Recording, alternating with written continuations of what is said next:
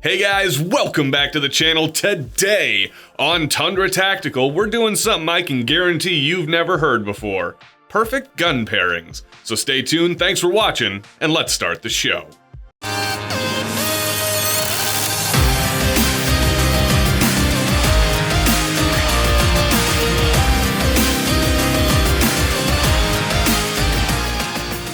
With a fancy dinner, there's always a perfect wine to pair with the entree. Just how fancy of a box that wine comes out of depends, I'm told, on the entree. And I guess I'm still trying to find that perfect pairing for Kraft macaroni and cheese.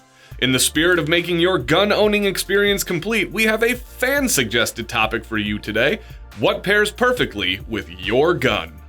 The M&P 15 Sport. This certainly is a capable gun, and we don't have anything negative to say about it. Nothing Fancy says it's an amazing value, so this thing must be off the chain, right? Alright, I suppose that was tough to keep a straight face while saying that, but in fairness, the main problem with the gun isn't the gun itself, it's the owners. While I do agree that the gun is a great value, especially for somebody who lacks the confidence to build their own or the funds to buy a custom rifle, most people who buy one of these things think they have the perfect do-anything rifle, and will make wild claims about how it's amazing in CQB and totally capable of taking out hostile steel targets at 500 yards with their $60 Amazon-bought 1x6 power optic that came in a box from China that has no brand name. Just because you own an AR-15, and an entry-level one at that, does not mean you are John Wick. The perfect pairing for this gun is the Participation Trophy. Thanks for playing. Please understand the limitations of your rifle and be honest with yourself. You'd have bought something more expensive if you could have afforded it.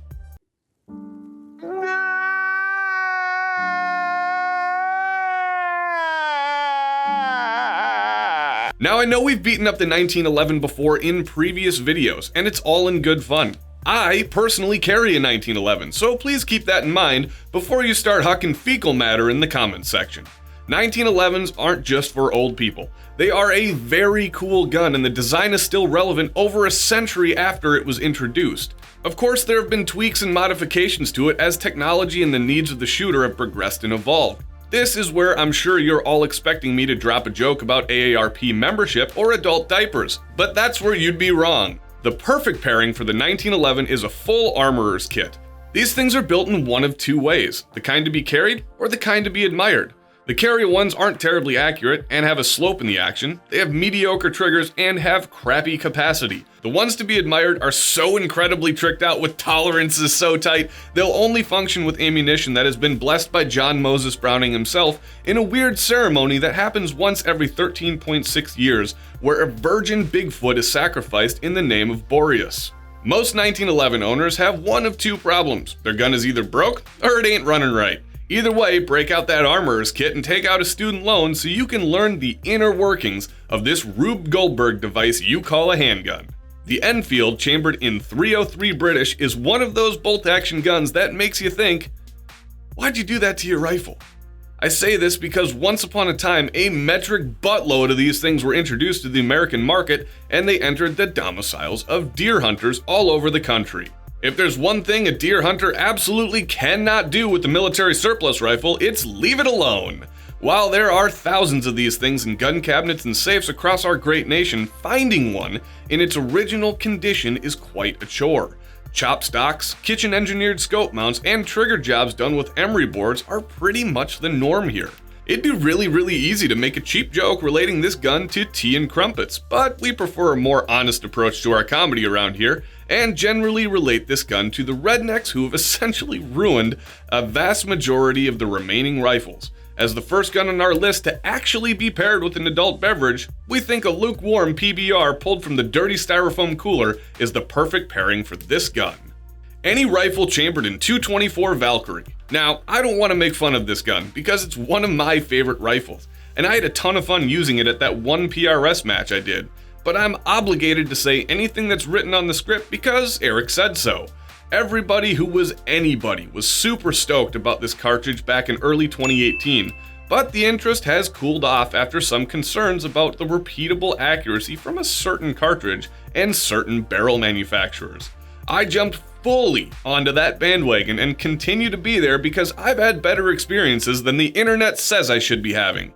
But for those of you who absolutely need to get that hot new item right now and can't possibly wait for somebody else to get it before you, I recommend pairing your Valkyrie with the Beanie Baby collection. Something that promised to have an extremely high payoff and then failed horribly to meet expectations.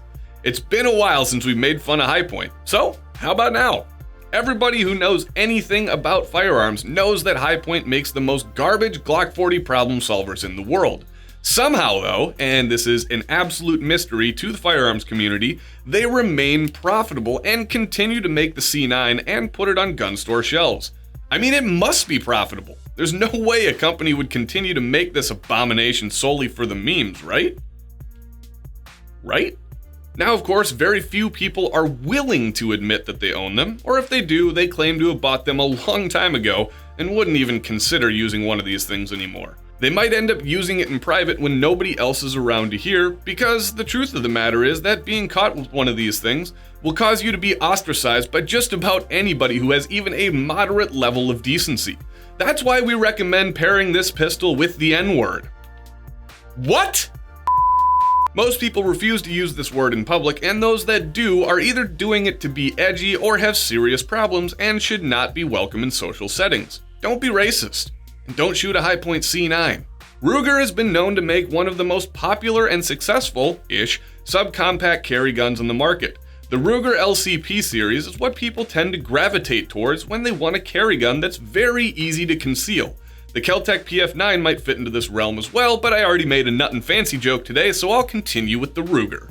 The Ruger LCP2, that's chambered in .380, is probably the most basic, white girl, boring CCW choice I could ever think of. If you carry this, I will criticize you for carrying a pansy-ass caliber, and in addition to that, you have nothing unique or special about you.